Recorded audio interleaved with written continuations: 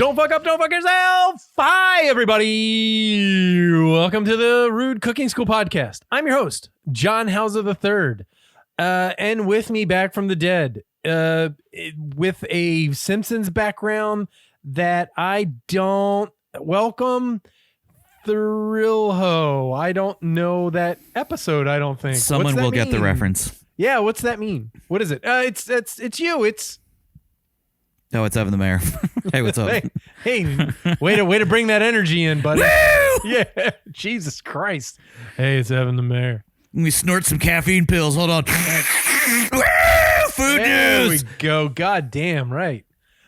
Oh, that's funny. You just fucking yelled in the sound. It said original sound for musicians off. Like, you know how it, like, remember how I tried to use that nose whistle on you? Oh, yeah, and it didn't work. You couldn't hear it? I'm like, I'm literally blowing a whistle into this, and you're like, It's because it was a dog whistle. no. Dumbass. Fucking sound filters are weird. So what is that from? It's from an episode of The Simpsons in which there's a video game called Bone Storm that Bart wants really badly, and Milhouse gets it. And this is the part where he enters his name into the game, but Thrill House is too many characters, so it only fits Thrillho. Gotcha. Okay. Yeah, I just explained the entire joke. That's fine. 27-year-old joke. Yeah, nobody's going to give a shit. I remember that episode. I just didn't remember that part. So. Yeah, it's like Bart loses his soul or something, and like automatic doors don't work for him, and it's a kind of a dumb episode. But like how when people would say like, "Oh, you're ginger. Do doors open up for you?" And I'm like, "Yeah, why wouldn't they?" And it's all from that Simpsons thing. Like, probably it's a fucking like physical object sensor, not a soul sensor. Like, Jesus. Yeah, whoever invented that automatic opening door way over engineered it. Yeah, right. Like, he's like, "All right, look, it only will open for people with souls. Dogs, that's why they can't come in.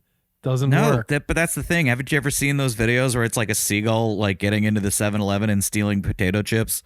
Apparently totally. Apparently they have souls. I guess seagulls have souls. Dogs don't. Right. Yeah. How have you been? How have you been cooking? How have you been eating? Well, I actually have some notes. Okay. Cooking, I'm going to go real quick. We're doing meal planning this month, sort of. I mean, I'm just like listing meals and we're just making them instead of, just having it laid out there ahead of time so we can prep ahead of time. I get you. And have all that stuff. I'm terrible I'm terrible at it and literally just go like what do you want, Leanna? She's like, I don't know. I'm like, all right. Then it's like 30 minutes of going through the New York Times site and sending her stuff like, which one of these do you want? Yeah, and I have 15 of them right here in front of me, one of which I already made last night, and I botched it completely. What was it? It was a chicken bake with cream of mushroom and rice. How'd you fuck that up? I don't know. I put it in the oven. I left it in there for 47 minutes, and the rice was like rock hard, and the chicken was bland. It was just bad. And where'd you get the recipe from? Like campbellsoup.com. I mean, come on. It's a really old recipe that I've made before, know better. and it has been good in the past. I don't know. I don't know what I did. It sounds like you forgot water or stock. No, I used water. I mixed the whole damn thing up. I laid it down in the casserole dish and put the chicken and covered it in paprika and baked it for 47 minutes. I don't know what went wrong. Anyway.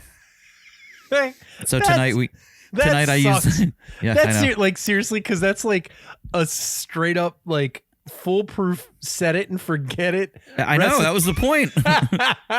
What did you do after when it came out and you cut it and it went like the fucking turkey from National holiday vacation? I saved the chicken. I cut up a bunch of it. I don't know. We're gonna make chicken salad out of it. I have no idea, but tonight I made a curry chicken because I bought like a chunk pack. What did you eat last night?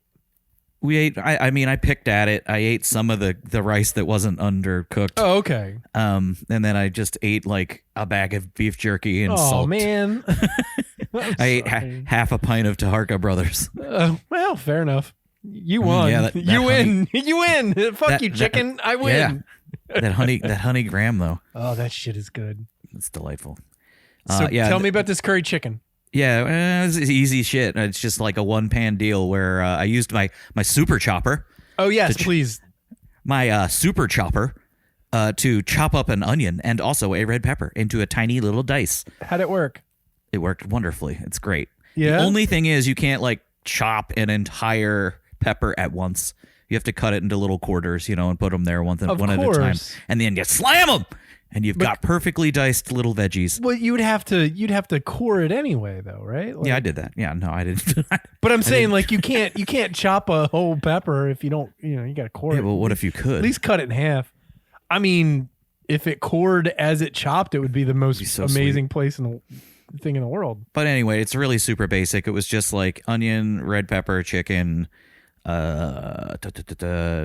ginger, garlic, and then some curry paste. And, okay. Just simmered the dickens out of it. Yeah, it sounds great. And ate it with rice. And so the rest of the month I've got, I was just like pulling these out of my head.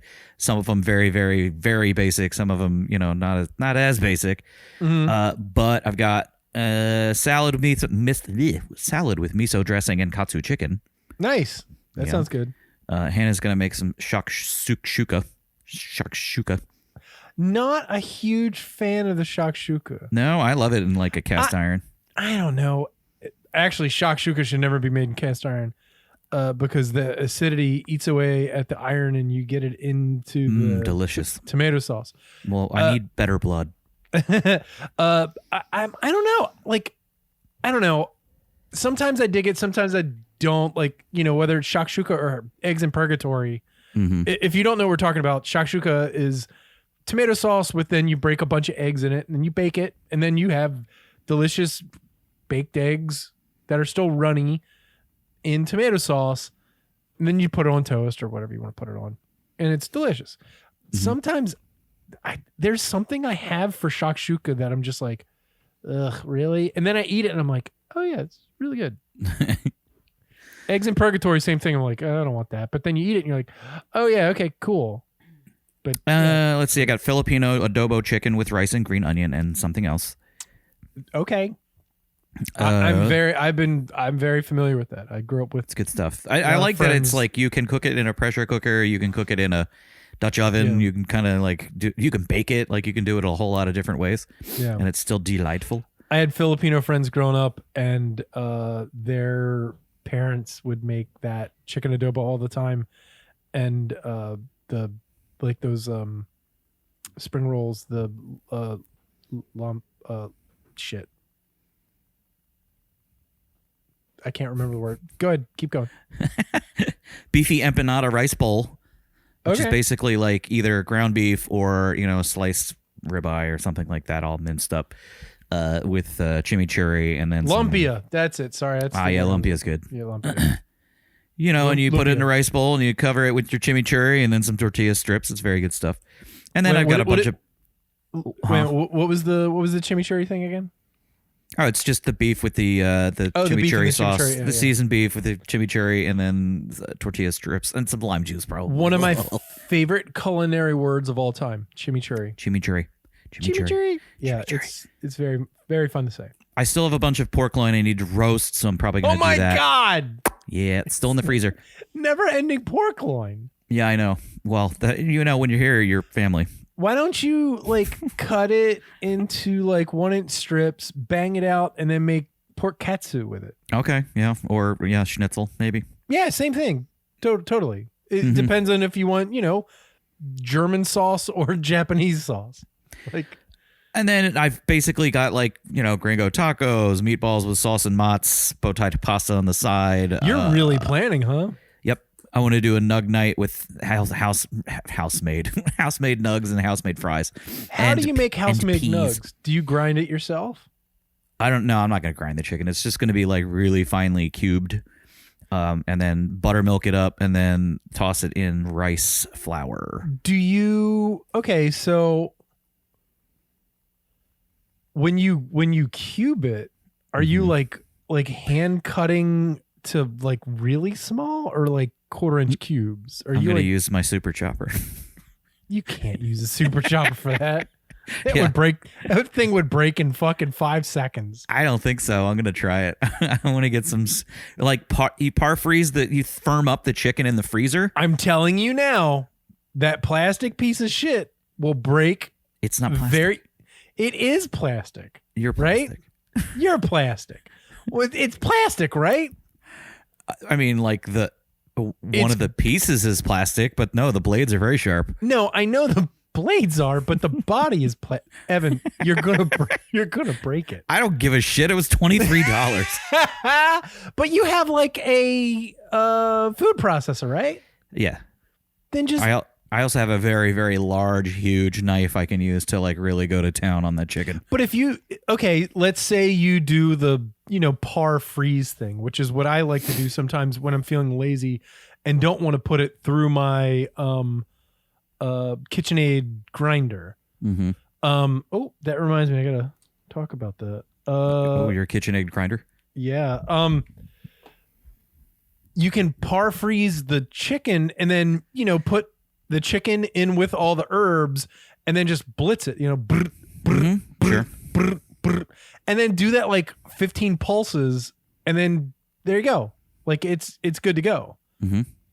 You have to have a grinder though, right? Like a meat grinder, yeah. No, I don't have one. What was that? Like your grinder monkey, your monkey grinder? Yeah. No. Oh, okay. Do you have a KitchenAid?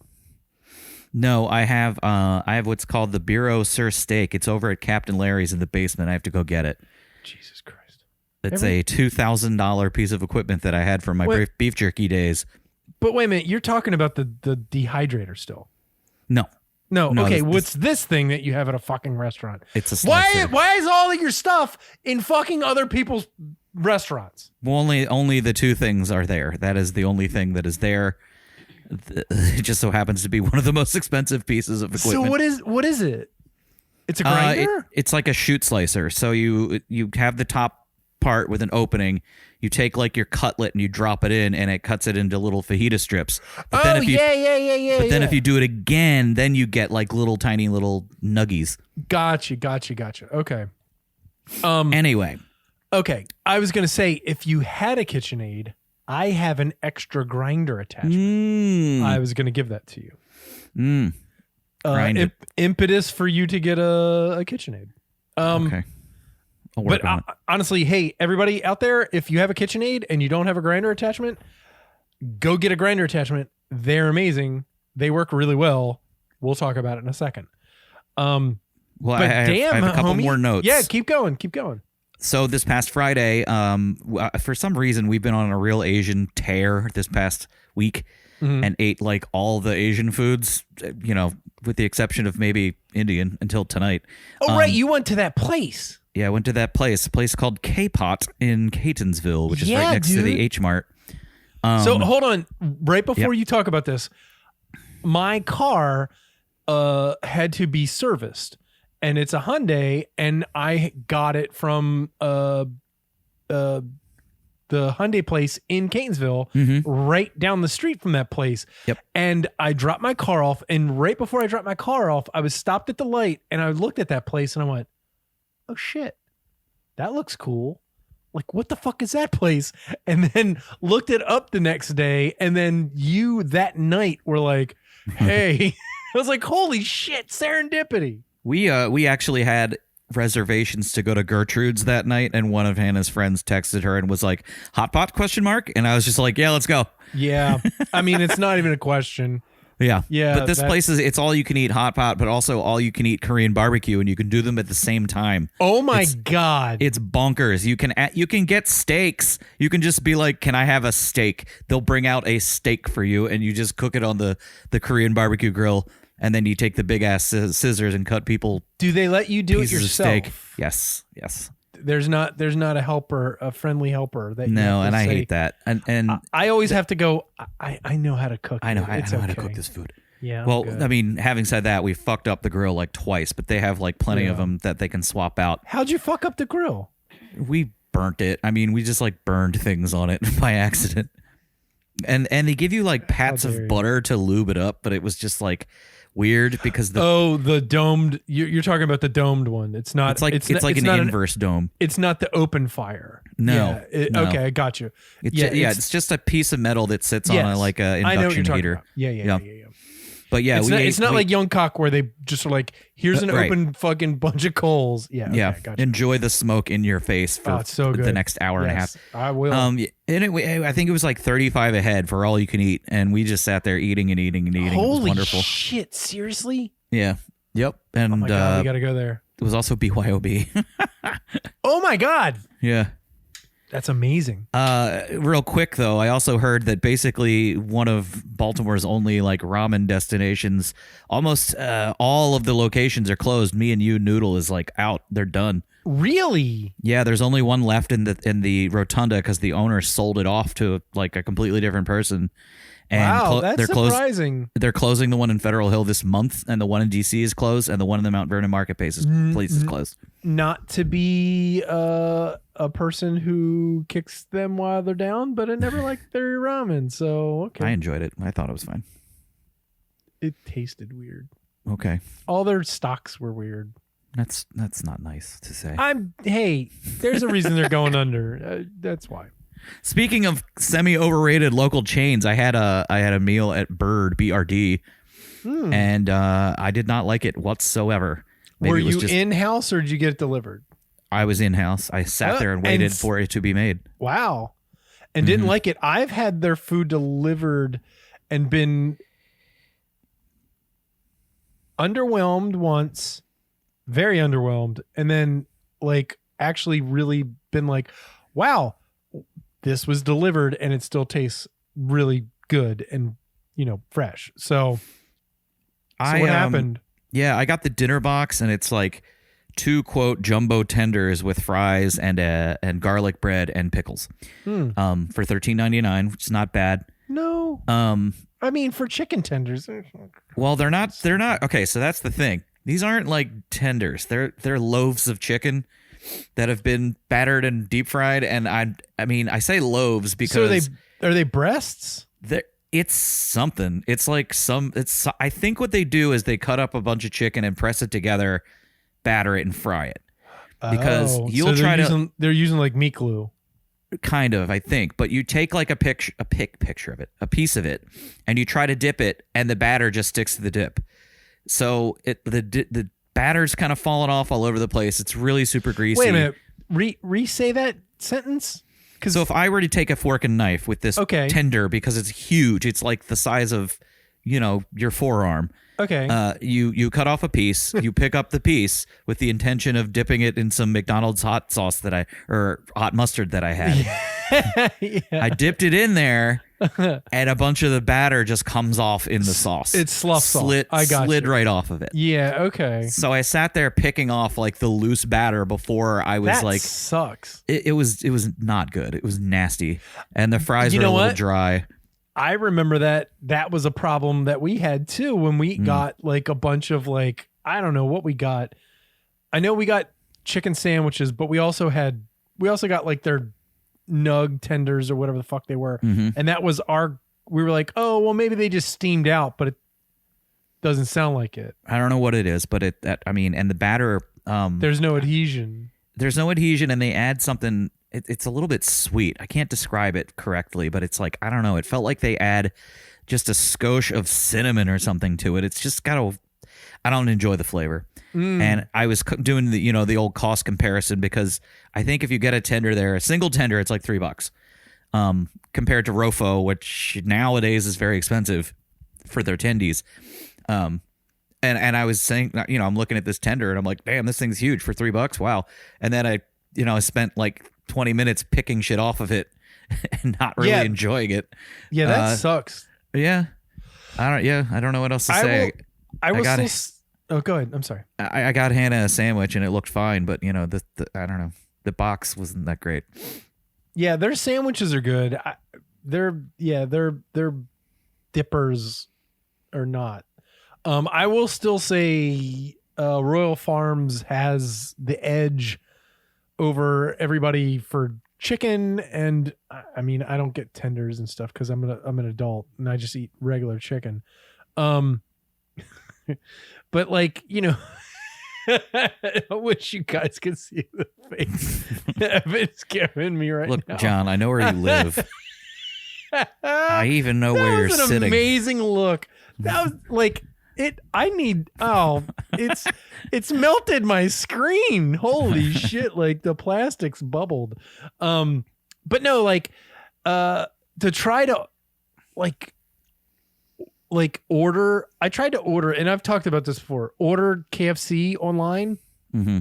To get like a bucket of chicken and some sides, like $80. I know. Right? Which is ridiculous. So then it's like, okay, I'll order ahead and then go and pick it up. And it's still like $65. Right. And you're like, that's ridiculous.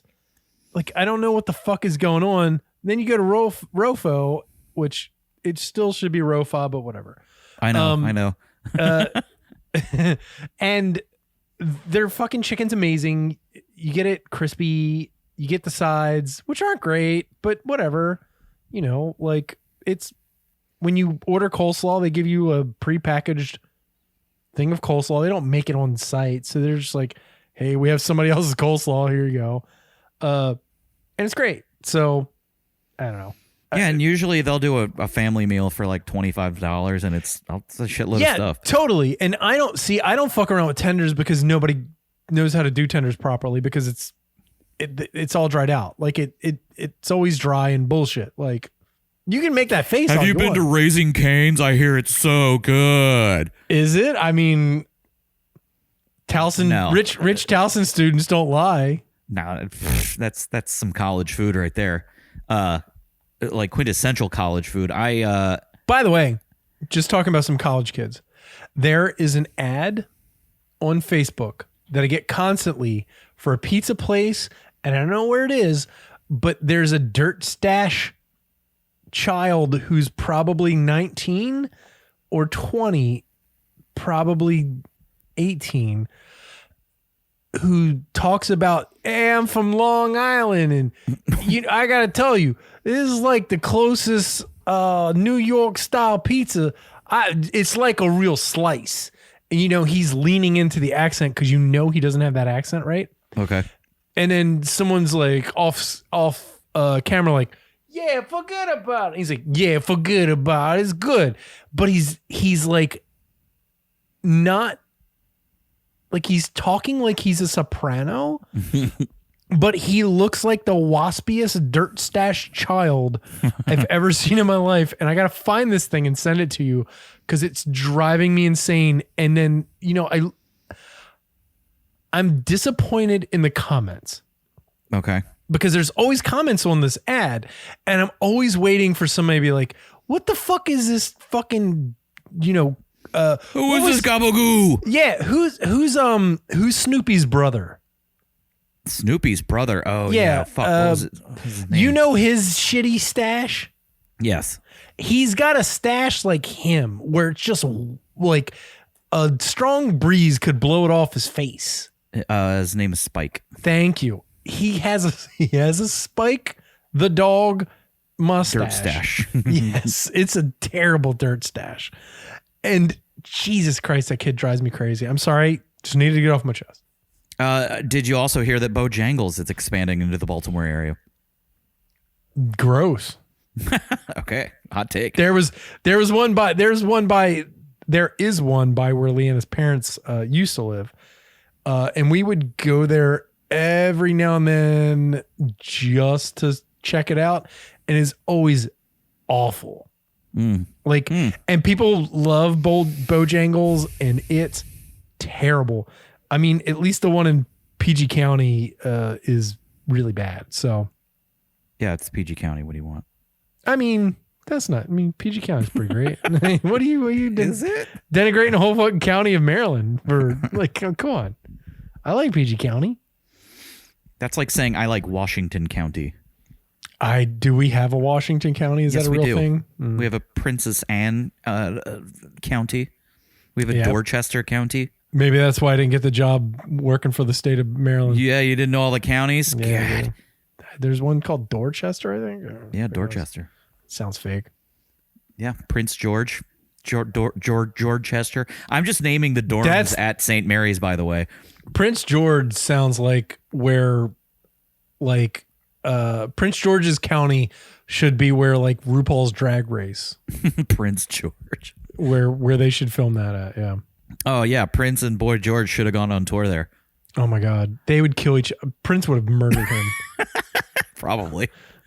Prince was a maniac. Well, because Boy George would have like started stealing his drugs, and Prince would have been like, "Bitch." Yeah, I mean, from what I understand, Prince did do drugs, but not. I mean, not like. I mean, clearly it killed him, but like I was gonna say he did enough of them. But that was like painkiller shit. You know, same thing with Tom Petty, right? Like, you know, right. Prince had fucking hip issues from dancing and shit in high heels for 30 years. Wiggling those tiny hips of his. Oh God, he was such a small man. The funniest thing is going to like a rock and roll what is it? Planet Hollywood. No, but no, the rock what's the rock and roll shitty one? The Hard Rock Cafe. Hard Rock Cafe. And there would be like, this is an outfit that Prince wore, and you're like, that's Barbie doll clothes. What are you talking about? Like that's an 11-year-old boy's uniform. It's an American Girl doll. Yes, like pretty much. Yeah, Prince famously very small man. Also, famously very good at basketball. So That's right. there you go. Also famously had a giant penis. So there you go. Okay. Good for him. Good to know. Also famously could play every instrument, and he was amazing. And I love him and I miss him. We bring you the top quality food content you come to crave. The Rude Cooking School podcast. Hey, we could talk about Prince's love of pancakes. Pancakes, yeah, from Charlie Murphy. According to Charlie Murphy. Okay. Honestly, there's a story I read from one of Prince's personal chefs, and she was like, "Yeah, it was amazing until it was hell, and I had to quit." And he was just like, "Yeah, that's cool. I understand." Like, because he was like, "Yeah, I get it. I'm a messy bitch, and I need people at constant, like at like 4 a.m, because he never slept, right? Like she'd be like, yeah, at 4 a.m, he'd be like, yeah, I want ribs. And she's like, wait, what? Ribs. That takes a long time. It's like, I'll see you in 30 minutes. It's like, wait, what the fuck? What are you talking about, Prince? Like, yeah. No crazy. Self-respecting chef can make a 30-minute rib. Well, if she had an Instant Pot back in the early 1990s, she could have. Oh, it was one of those pressure cookers with the little dongle on the top that goes. Yeah, oh God. Oof. Just ready to explode your house. All right. I'm going to go through some stuff really quick of the things that I did this week. Oh, but nobody wants to hear that. Yeah. I made garbage burritos that were awesome. Garbage burritos. I got pretty drunk on Saturday night, and I had made burritos that were awesome out of all this Korean barbecue that I'd made. See last week's episode when I was talking to your partner Brian, and I was just like, okay, Crosby and I and Leanna love burritos so much, and I had bought this. You can always have, do they have these things at your local supermarket where you buy a pack of meat and cheese together, and it's salami, pepperoni, and provolone? That sounds familiar, yes. So you get like 3 pounds of shit for like $9. It's an amazing deal. So I'd bought one of those because Crosby likes a salami, pepperoni, provolone sandwich. And we had gone through pretty much all of the provolone. So it was just a lot of salami and pepperoni left over. But it was getting to the end that I'm like, all right, I'm the only thing I'm freaked out about in terms of letting sit around is lunch meat. Mm-hmm. I don't trust it worth a shit. It's all been sliced, so it's all touched a bunch of stuff. The listeria factor is really, so like, you know, I will let it go like longer than the normal person will because I'm not afraid of that stuff. But there is a ticking time bomb with that for me, as opposed to like, oh, I have like raw chicken thighs in the fridge and they could sit there for a month. You know what I'm saying? Like that kind of thing. So I was just drunk and I was like, I'm hungry. Fuck am I going to make? And I was like, well, I got the pepperoni and the salami and the provolone. What can I do? Oh, right. We made, ooh. And then I started making Italian sub burritos. Yes, exactly. So it was provolone, pepperoni, salami, and then I had rice left over from the old other burritos. The rice was a bad idea. It was cilantro rice, but it was, fine. And I rolled them up and they were little small guys, and I made like 12 of them. And they're great. Like, they're awesome drunk snacks. They're great, like, weird breakfast burrito things. Italian hoagie burrito. Yeah, kinda. And Crosby loves them. And he's like, I gave him one. He's like, Dad, this is all I want to eat for the rest of the week at school. And I'm like, sweet. And my wife was like, you're a fucking idiot. Why would you make this and give it to our son? And I'm like, well, you know how it happens when I get drunk. She's like, you will never let food just go into the ether. I'm like, no, I hate food waste. Like, it was great. Have you ever watched a TV show on the Food Network called Mary Makes It Easy? No. You should. There's Why? a cook. Her name is Mary Berg. Does she make it easy? She does. I caught this show probably, I don't know, four or 5 months ago. And literally it was just the beginning of, like, the intro. And I was like, this is the stupidest shit I've ever fucking seen in my life. They will give anybody a fucking show. What the fuck is this? Including Mary. Yeah, she looks like a fucking weird robot. What is going on? But I kept watching because I was like, I'm going to hate watch the shit out of this. And within 5 minutes, I was like, she is amazing. She's awesome. She's a giant nerd who clearly doesn't know how to be on camera, but is fucking got that thing that makes it great for her not being good on camera. Do you know what I'm saying? Mm-hmm. Like, she's clearly kind of uncomfortable, but that's what's kind of endearing about it. And she's like overarching, like, her moves, like, it's funny. But her recipes are actually pretty solid. And for home cooks, it's, pretty interesting. And they just started releasing the second season of her show on the Food Network. She's apparently pretty big in Canada. So that's where she got her start, in Food Network Canada. And she did an episode on, like, all right, you can buy stuff that's from, bagged in the supermarket and do whatever. So she did, like, have you ever had I'm going to fuck this word up. Okonomiyaki before? Do you know what I'm talking Maybe? about? I don't know. It's like, you mix cabbage and carrots and scallions and stuff in with flour and eggs and make a giant batter and then cook a pancake, and then you squirt the sauces on top and then throw an egg on top. I've seen the videos. I've never had one. So she did.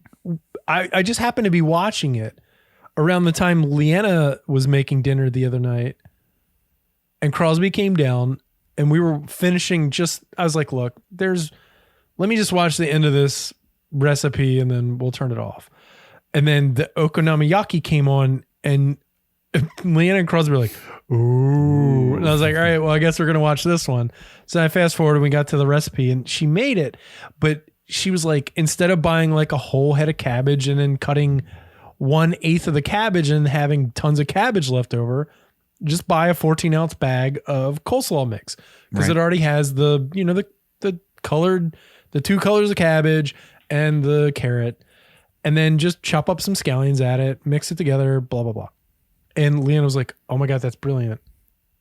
And I was like, oh shit. Like, Leanna's giving her props, because Leanna's like, normally she doesn't respond to any cooking shows. She's a like food skeptic. Well, no, she just is just like, she's so calloused to cooking shows because I just watch them all the time. But she was just like, oh, I think she enjoys her show.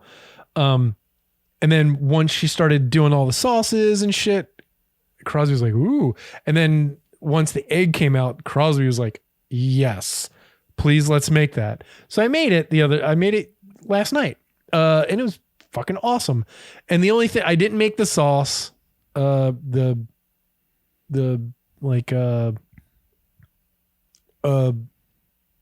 brown sauce, whatever. It's like an okonomiyaki sauce. It's like a fruit sauce, isn't it? No, it's like Worcestershire and something else and a couple other things. Like it's not because the fruit sauce is what you put on katsu.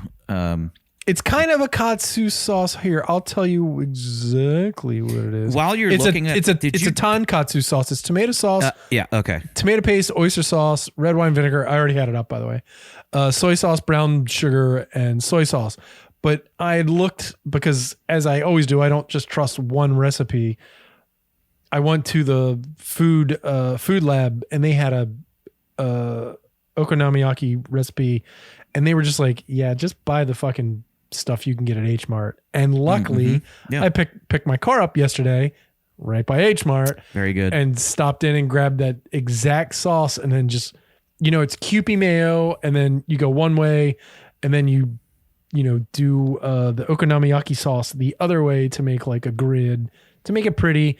Then I did shaved bonito flakes, which is always fun because they get wavy. Yeah, they look like they're like alive by themselves, which is really really creepy. Freaky when it does that. I love it so much. And then pickled ginger, which was awesome. And then the fried egg, and it was fucking really good. Like, sounds good. And it's really easy. It's super duper easy. John, did you know that Snoopy has 5 brothers? Yes. Actually, 4 brothers and a sister. Mm-hmm. Okay. Spike, Andy, Olaf, Barbles, and Belle. You see them in the episode of, it's the Thanksgiving episode, I think. I don't remember. It's one of those where you see when Charlie goes to get him and the other dogs are there. The other Snoopies. Yeah, the other Snoopies. The other dogs. But I highly recommend her show. Mary Makes It Easy. It's fun as shit to watch. She fucks up at least once an episode where she's completely, she's trying to flip something and it breaks, or she burns something. It's endearing, but her recipes are actually pretty good. She's making things that other people aren't making, and I don't know if that's the Canada thing or just purposeful, not going with what's normally trendy in America. I don't know. Sure. But yeah, Mary Makes It Easy. It's really good. It's a fun watch. And yeah, she's good to watch because she presents it well. Yeah, I just watch TikTok for 10 minutes and then I see all those recipes like I can't watch any of those 5 shows. or 6 times.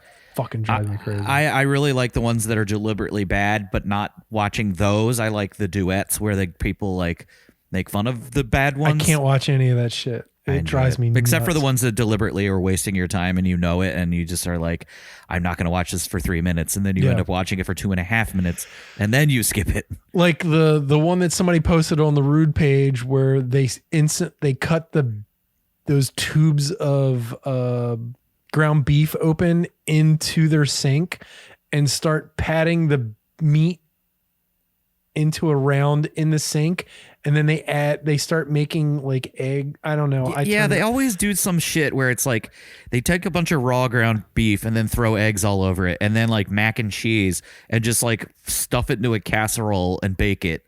Right. And then they do the reveal where they're like, "Oh my God, look at how good this looks."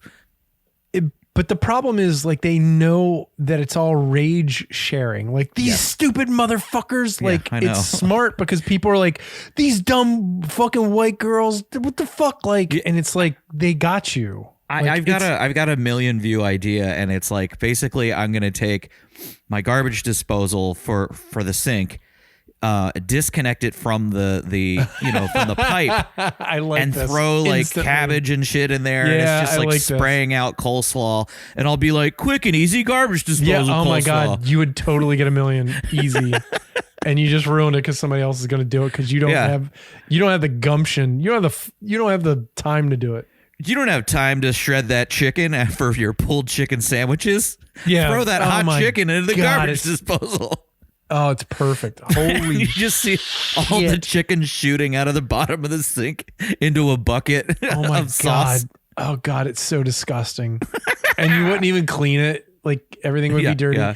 But that's the thing. And then like, they do things like when they crack the eggs, they purposely do it wrong where they're like pushing too hard. So then like you see the pieces of it's a big gloppy mess. Yeah. I hate that shit. I love it. I hate it so much. I have been watching YouTube videos of Japanese cooks in Tokyo in really like small like 12-seater places that are just making noodles and it's insane the shit they can do with such and it's just silent space. And it's just watching them prep. And the street prep's food my fun stuff is my favorite because it's like all they have is a cart and like a flame, and they're just making these amazing fucking like cone-based dishes and shit like that. And I've watched enough, foreign, Asian, whatever street food specials now to learn that like they're the huge problem in that the people that are making this food are aging out and no one is there to replace them. No one to do it. Yeah. And street food is like the way that you feed yourself there because it's so cheap. And you don't really have a whole lot of room to cook for yourself at home. So you just buy everything out there. Right. And it's cheap.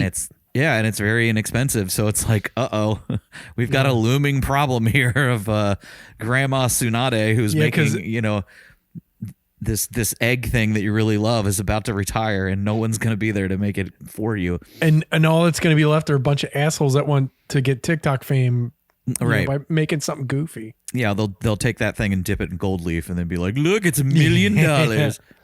I also made like a chicken mushroom pappardelle. I hate saying that word. I have a really hard time with pappardelle. Damn it. Pappardelle.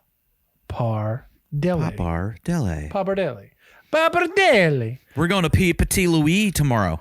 Are you really? Yeah. Nice. For restaurant week and romance month. You can get you can get an absinthe fountain? Yeah. Maybe I will, Millhouse. Do it. It's nice. Because when they bring it out, everybody instantly is like, what the fuck is that? That dude is a baller. Like, it's really funny. All right, let's get into food news. Food news. Now I pee. Wait, can I do the rap? Well, John's about to pee, and he's going to pee. And I'm going to rap about John pee-pee-pee. Pee-pee-pee-pee. This is a 2-minute segment about John peeing. He stands in front of his basement toilet and empties his bladder into the toilet. Then he hits flush, and it goes whoosh. It goes whoosh, whoosh, down the pipe. It goes to Essex, where the water is theoretically cleaned. And then it comes back to your sink. And then you put it in to a pot. And then you heat up the water a lot. And then you boil an egg and crack it. And then you eat the hard-boiled egg. When it's really hot, ow, I burned my mouth. And it's going down my throat. My throat is burning. It's burning really bad. I've got 3rd-degree burns on my throat. I've got to go to hospital.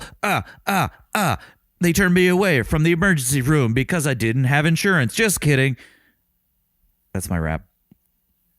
Hey, audience, how are you doing? Let me know in the Discord. I'll post a link to our Discord, the CTB show, in the Rude Cooking School group. But what I'll do is I'll post a photo of chicken tenders because it's John's favorite food, and I'll just put a link to the Discord on the photo of chicken tenders. So I hope you guys enjoy that content. It's the content that you crave. And it's free. He's back. I should stop rapping now. What the fuck? I could hear most of that. Jesus, I'm gonna keep that in.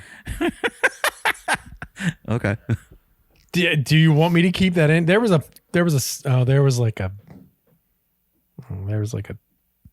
break. I was rapping for about 2 minutes. No, I know. I heard most of it. Then it was the insurance thing, and then you stopped for a bit. Yeah, and then I talked about how awesome my content is in the Discord. All right, I'm keeping it in. Fuck it. Oh wow, that's a bold move. You did it. I don't care.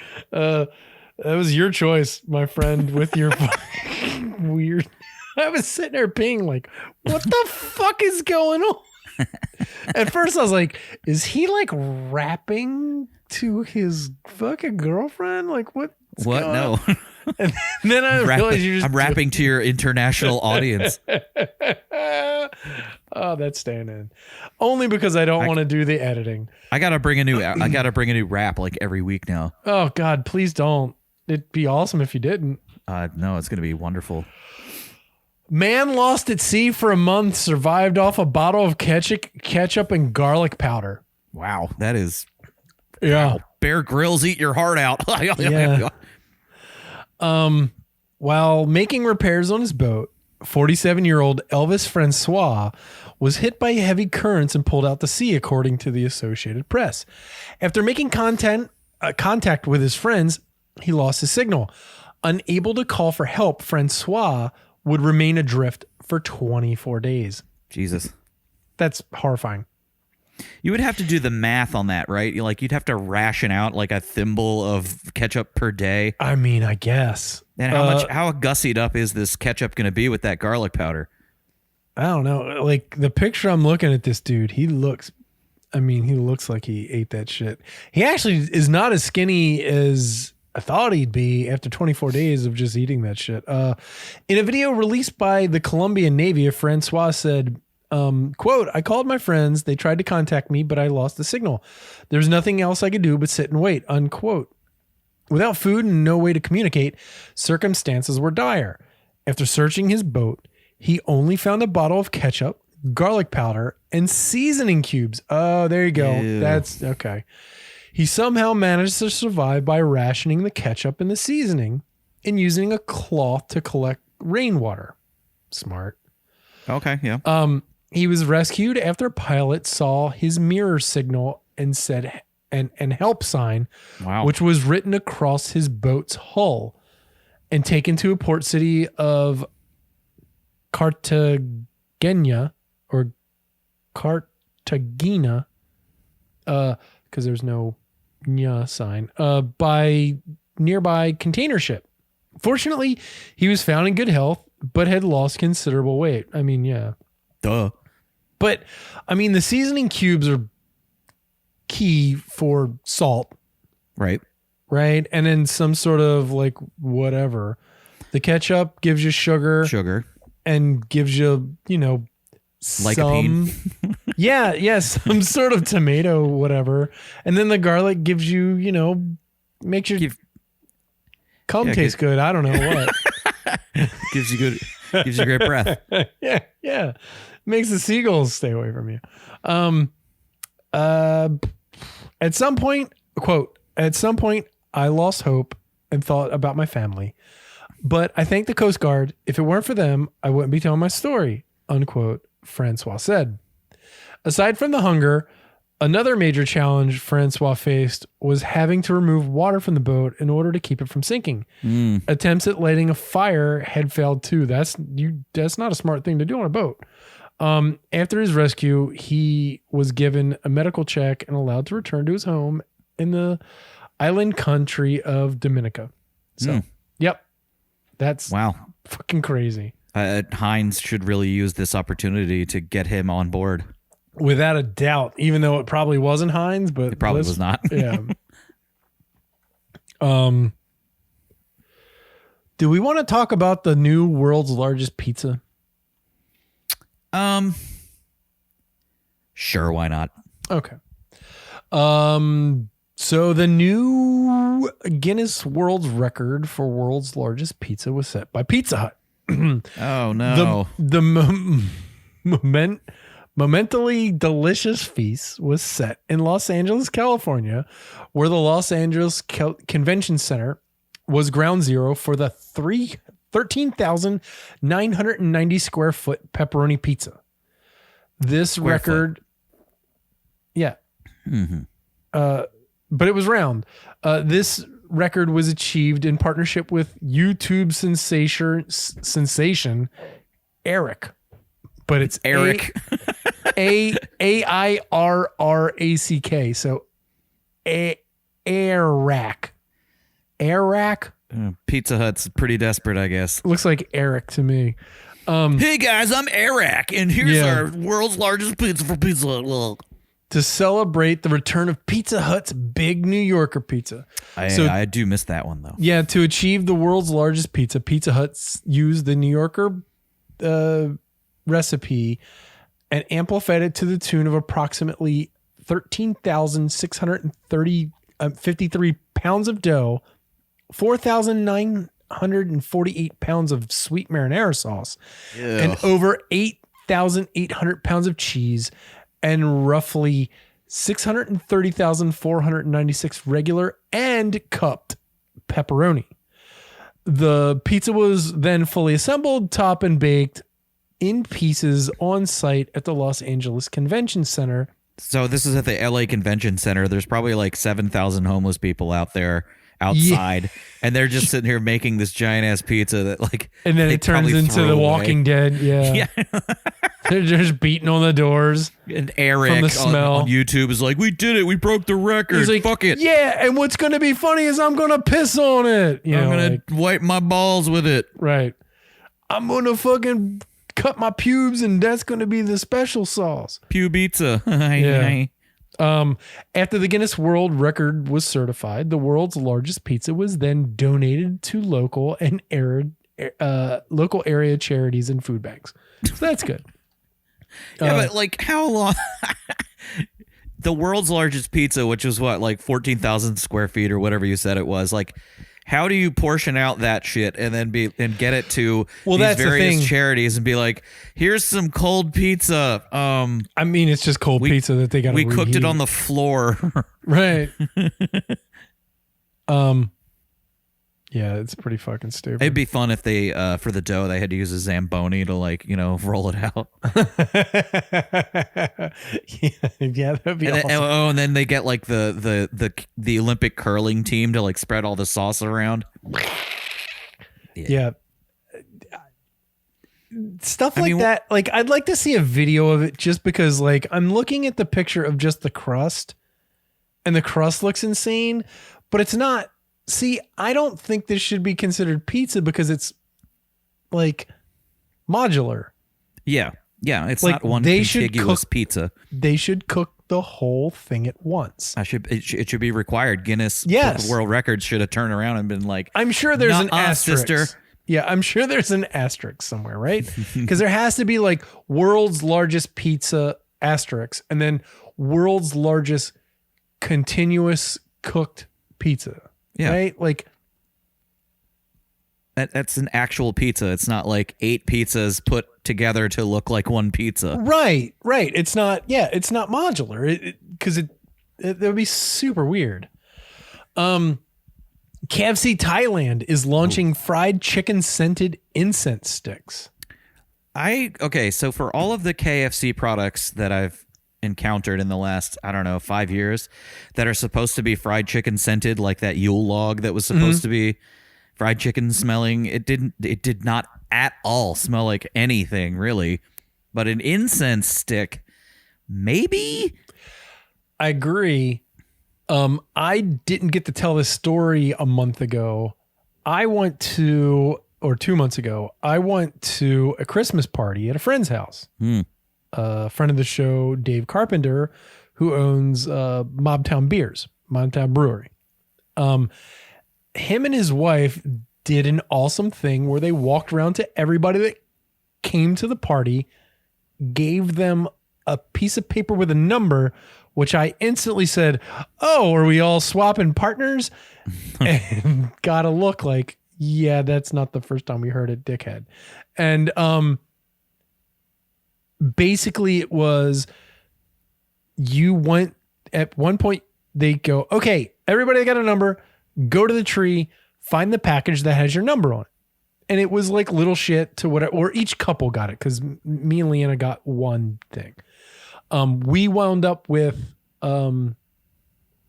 we actually wound up leaving it there because we were so drunk by leaving. By the time we left, it was weird flavored candy canes. You know, like pickle flavor. Yeah, sure. It was something.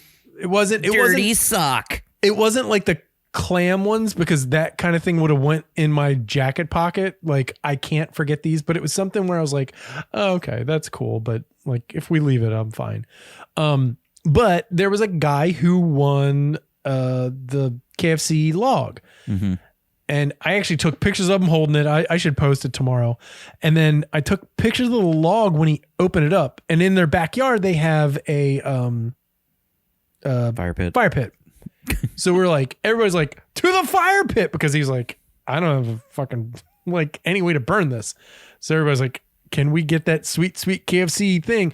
But he opened it up in the fucking kitchen, and there was like mold in places. And it looked like it was made out of like 75% like recycled newspaper. Yeah, it is. It was like particle board mixed with newspaper and some other shit.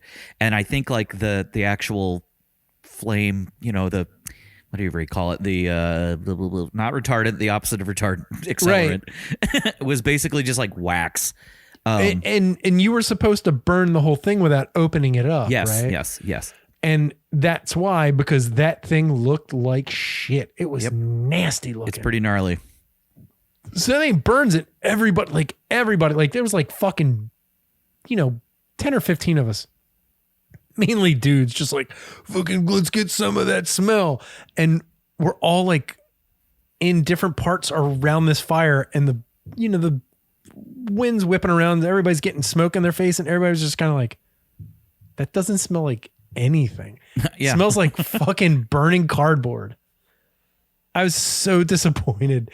It sucked shit so much. I was like, you motherfuckers. Ugh, gross. Anyway, KFC Thailand is launching fried chicken scented incense sticks to commemorate last month's Chinese New Year. That was January 22nd. KFC Thailand launched fried chicken scented incense sticks that emit the aroma of their fried chicken. The new incense sticks even boast the appearance and feel of fried chicken skin. Oh, God. So it looks like balls.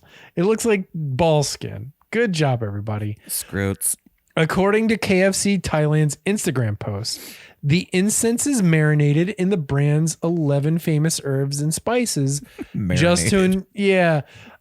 I'm like, okay, now I want to try it. Like, that sounds ridiculous. As for the availability, KFC Thailand's Instagram post caption states that the incense sticks are not for sale because they don't work. However, it encourages fans to follow the brand's Facebook page. Of course they do. So you can't even get them? Nope, you can't buy them. Okay, so you can just look at pictures. So you just got to go to KFC's in Thailand and smell the incense smell, because they need help making a KFC smell like a KFC. I would be happy with just having a fucking scratch and sniff sticker. Like, I don't need a Yule log. It's fine.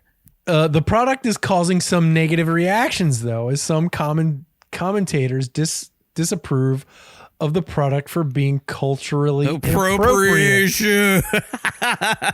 Since the lighting of incense in some religious practices is done for funerals, special ceremonies, daily prayer, and paying respect to ancestors.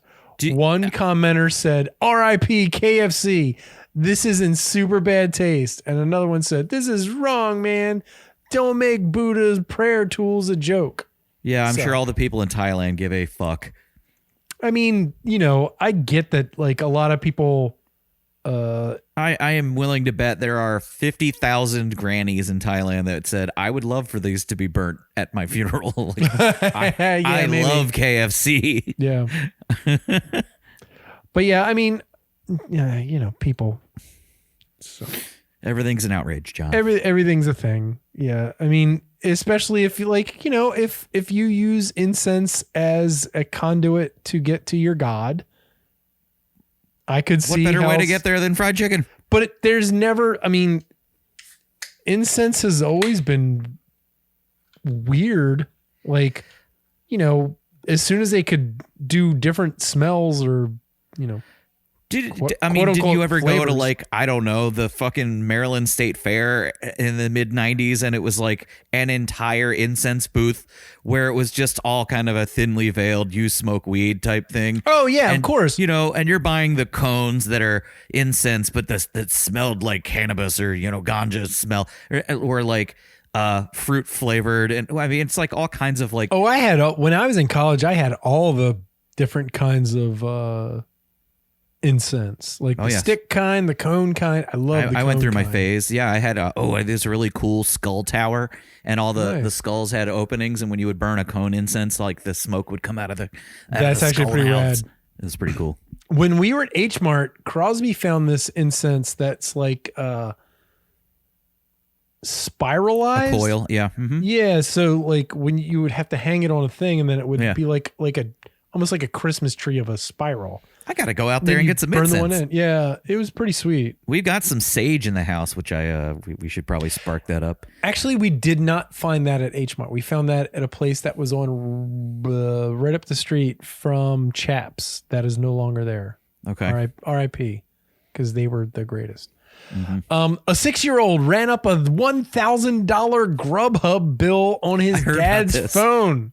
He got like gravy fries and like all kinds of good sounding shit. According to ML Live or M Live, Keith Stonehouse was putting his son Mason to bed when his doorbell rang for the first time. His wife owns a bakery, so his initial thought was that it was one of the customers dropping off decorative stuff that they used for a recent wedding. Instead, it was a delivery from a hot dog restaurant. Quote, where was this at? Let's see. Michigan. Oh, what's a Michigan? Nobody from Michigan has an accent, right? All right. Oh, are you kidding me? Fine. The doorbell rang and again. Just do a Chicago accent. It's close enough. Okay. The doorbell rang and again it kept happening. Car after car. Cars kept pulling into the driveway while others were pulling out, he told the outlet.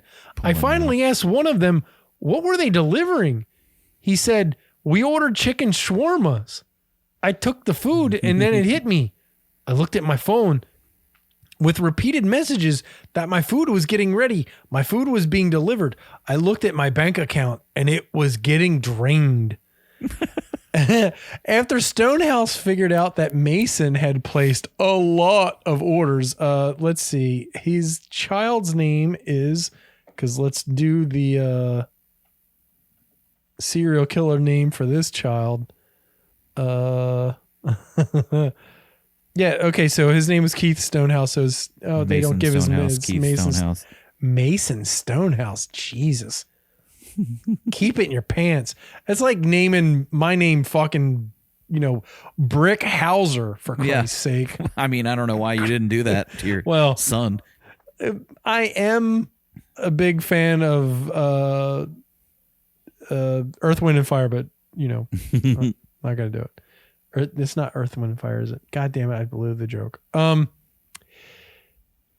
After Stonehouse figured out that Mason had placed a lot of the orders and tipped a generous 25% on every one, he started calling restaurants to see if they could cancel him. They told him to contact Grubhub, but he couldn't find a way to reach out, which is stupid because that's instantly what happens. Like there's a fucking phone number on the goddamn app. On the bright side, if there is a bright side, his credit card company flagged and declined a $439 pizza order. Oh my God. Stonehouse acknowledged that one of the most challenging parts of an evening that was made of challenging parts was trying to explain to Mason what he had inadvertently done. This is only part that makes me laugh, he said. I was trying to explain to him that this wasn't good, and he puts his hands up and stopped me and says, Dad, did the pepperoni pizzas come yet? I had to walk out of the room. I didn't know if I should get mad or laugh. I didn't know what to do. A spokesman for Grubhub told Food and Wine that they heard about Mason's unexpected spending spree and they reached out to the Stonehouses. Quote, we wanted to make things better for him and his family, so we've offered to send him $1,000 worth of Grubhub gift cards. Unquote. Christopher Krautler, that's racist sounding, director of consumer PR, said in an email. Krautler added that any parent who ends up in a similar situation or any customer who needs to cancel an in-process order can contact Grubhub's care team through an order or accounts tab, which is what he should have done. The Stonehouse family still has a lot of food in the refrigerators, even after inviting some neighbors over to eat it. Quote, if you're hungry and you're in the mood for 5 orders of jumbo shrimp, salad, grape leaves, rice, 3 pita sandwiches, several orders of chili cheese fries, chicken shawarma sandwiches, and plenty of ice cream, swing on by, unquote, Keith wrote on Facebook. Mason told Fox News that he only had, quote unquote, 1 cent left in his piggy bank after the spending spree. They took my money, he told the station. What? But he did have a lot of ice cream to finish. So, yeah. Okay. That kid's a piece of shit, and he should be thrown in a fucking box for... I can't believe the family didn't donate the food to the homeless. Yeah. Well, they honestly should have. I mean, what are you going to do with it? Honestly, well, I don't think any of the homeless shelters would take that kind of food. What, delivery food? Yeah, I don't think so, because it's not I don't know, sealed up. Maybe they would. I don't know. Well, I don't know, because then who do you give it to exactly? You can't like portion it out 50 different ways. My problem is I want an actual list of everything that fucking maniac child bought. Mm-hmm. And also, what are you letting your, like, why are you letting your kid get your phone? Yeah, don't give your kid your phone. Yeah. Like, what the fuck? There's egg smuggling. We're not going to talk about that. Smuggling. I'm tired of talking about fucking eggs. The prices are back. The prices are back down. Who gives a shit? Are they? I don't know. I don't know, because I'm getting them for free for my coworker. Oh, hey, good job. You're still doing that.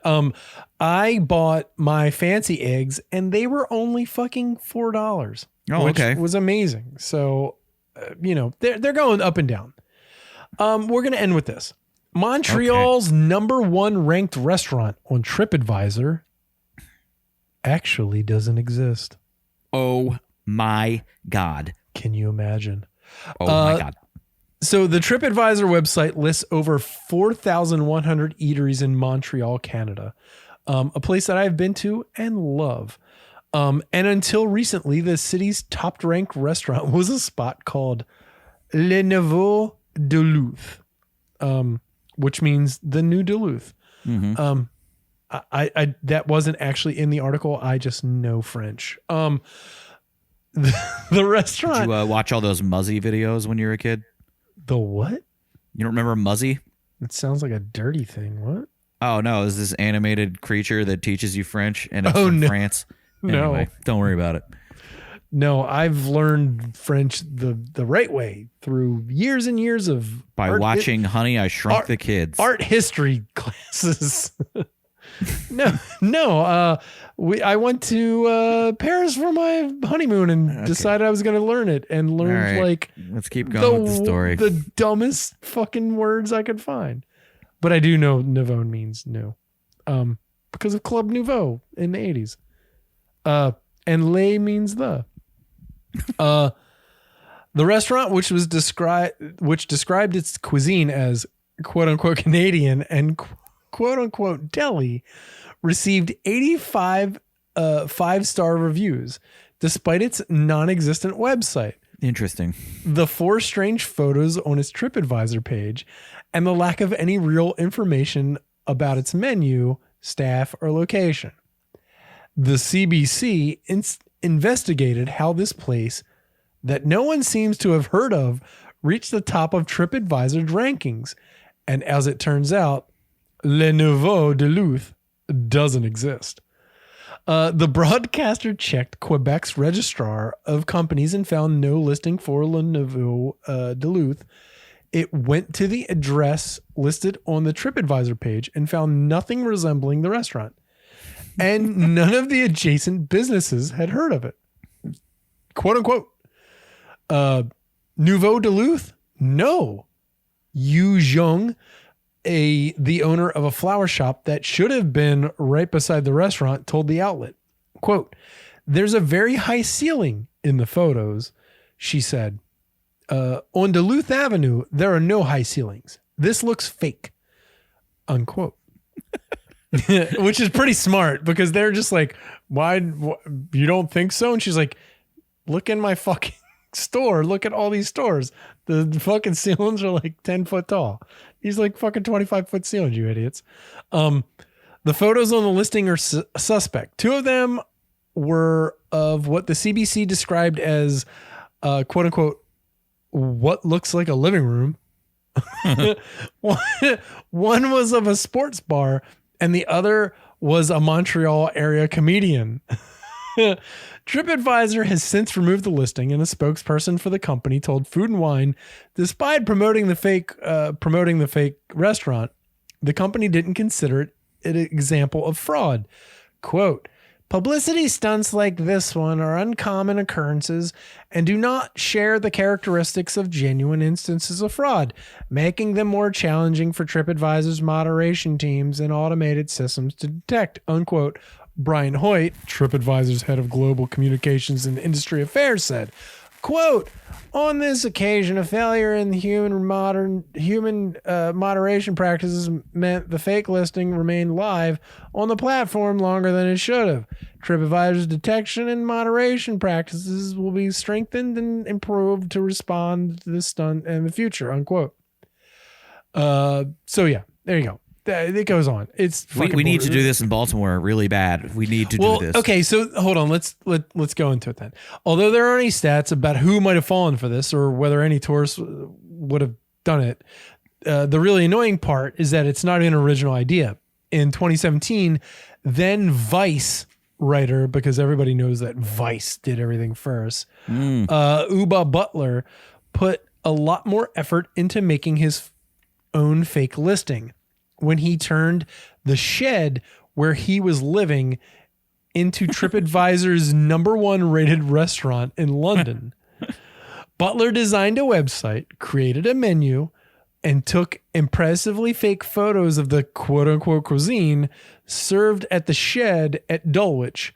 Over the course of several months, and thanks to a significant number of outsourced fake reviews, the shed at Dulwich had climbed to a ranking of 18,149 to the top spot. After claiming #1, Butler even hosted handfuls of actual dinners, serving them neatly plated frozen meals that he had hastily microwaved inside the shed. Now that's commitment to a bit. I agree. Yeah, that's but Vice, can we all stop with what we Vice? should do is start up a new like Baltimore food blog, but just use Chat GPT to like write reviews. Yeah. I don't even still know what that is. And I don't want to know. I mean, I know what it is, but I don't want to know. Yeah, it's super weird because like somebody did it. Like somebody made this the TripAdvisor page for it, probably just as a joke, and then just had a couple friends clickety clack on it, and then people just why would anybody just click? Like, it's so weird. But they only had 85 ratings. Why would that be the #1 rated place in all of Montreal? That doesn't make any sense. All bullshit. It's all bullshit. That's why. Just because I guess they were all 5-star, like, sure. You know, like Joe Beef is amazing. Like, what are you talking about? By the way, have you ever been to Montreal? No. You got to go to Montreal. You got to go to Joe Beef. You'll cream your pants. Okay. It's like going to meet heaven. Like, I got my brain just melted thinking John's about having it. a stroke. Yeah, pretty much. Everything was just super meat based, but also like really weirdly refined. What's the French fries? Poutine. Poutine. Thank you. We had poutine there that was probably the best we had. So it was, they made the fries, but did them well to where they were like, so they fried them once to, cook them through, and then fried them hard, and they were thicker fries. Mm-hmm. But then fried them really hard, so the outsides were crispy, but the insides were basically mashed potatoes. Okay. Then they covered them, with the cheese curds, but then the gravy was made out of foie gras. Whoa. Yeah, dude. It was so fucking good. It was so good.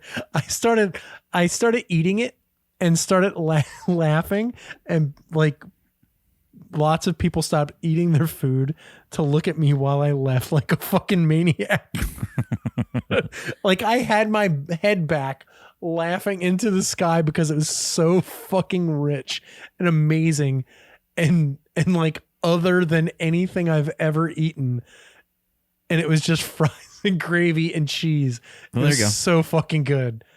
Oh God. And then I got like a beef cheek thing. Holy shit. Their food was amazing. There was a place down the street for me that it wasn't like poutine because there was no curd to speak of on it, but it was like a gravy fry and they added lardon and asparagus tips. And it was fucking That sounds awesome. That it was so great. good. That sounds so good. Yeah. Yeah. Jesus Christ. Okay. I'm hungry. I'm going to go eat dinner. I'm leaving you guys. I'm out of here. Mm-hmm. Thank you for listening to the Rude Cooking School podcast. I really appreciate it. You know who else you should listen to? You should listen to Evan's podcast, The City That Breeds. What did you guys do this week, Evan? Well, last week we interviewed that magnet fishing guy. I don't know if Brian talked about that on your He did episode. not. Okay. Well, he wanted nothing to do with your garbage podcast. I think know what he said. He only enjoys listening to products that he is involved in directly, and doesn't necessarily give a shit about promoting the thing that he's on, regardless. Either way, he's a great. He didn't want to be called a co-host. He wanted to be a guest. I know. He wanted to be a guest. He wanted to be asked. Well, and the thing is, I was saying to him, I was like, wouldn't you rather be a co-host than a guest? Because a guest is like, it's some kind of status thing in his brain. No, it totally was a status thing. But no, I love Brian. He was great. At any rate, we interviewed the guy making all the rounds in the local media, Evan Woodard, who's the magnet fisherman. And I haven't posted the most recent episode, but we just shat the shit, and it was fun. It's very fun. What was the craziest thing he's ever pulled out of the water? A gun. Oh, that was the craziest thing? Recently, yeah. I mean, it's mostly just like patio furniture, scooters, bikes, and trash. Okay. And then a gun.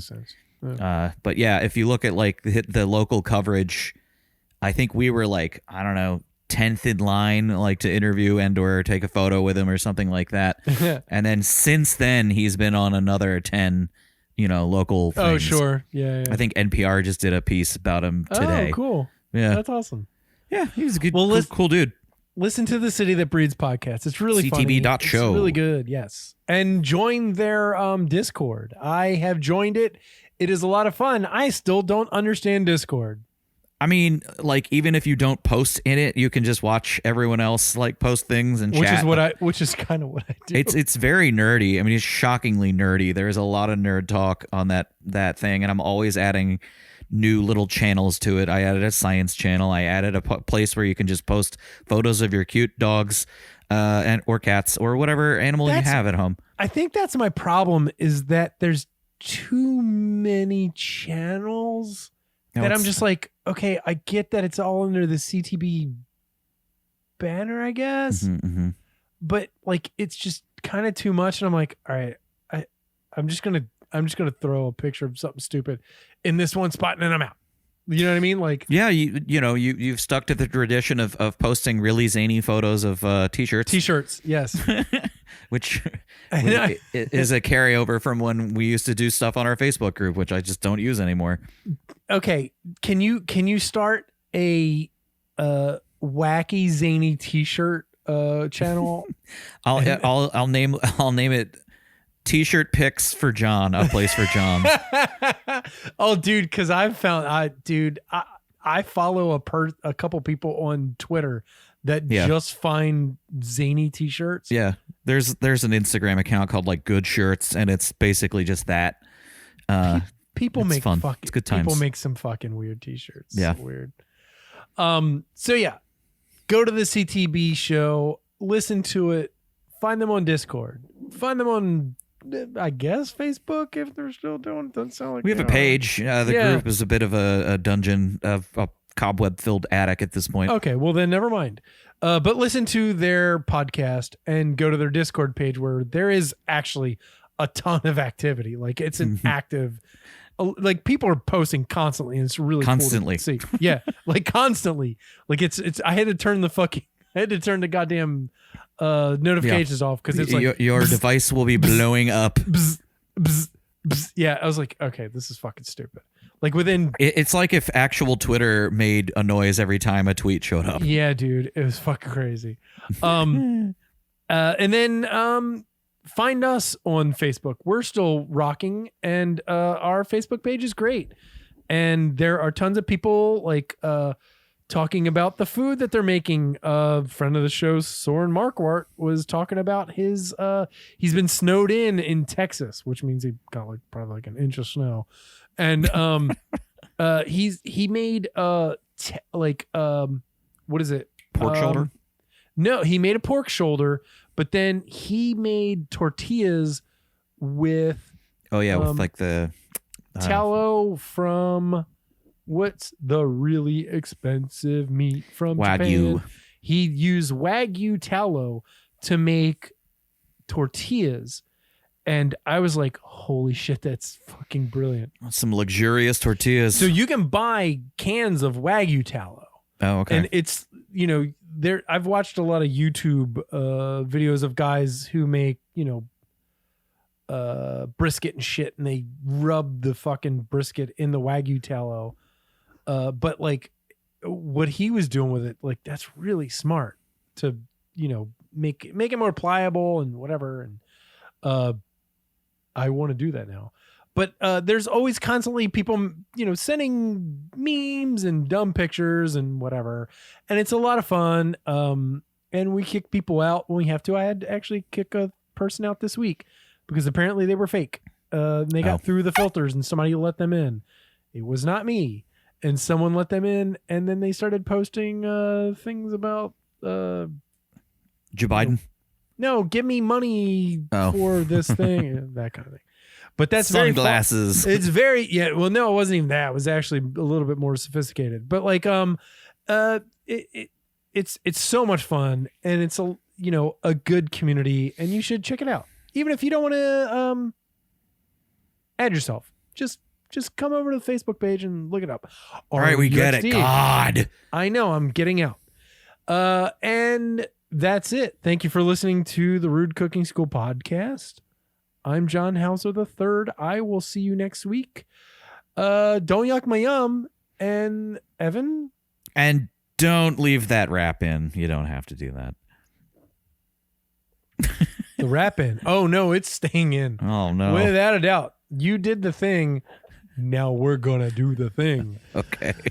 See you next week, everybody. Enjoy. Peace.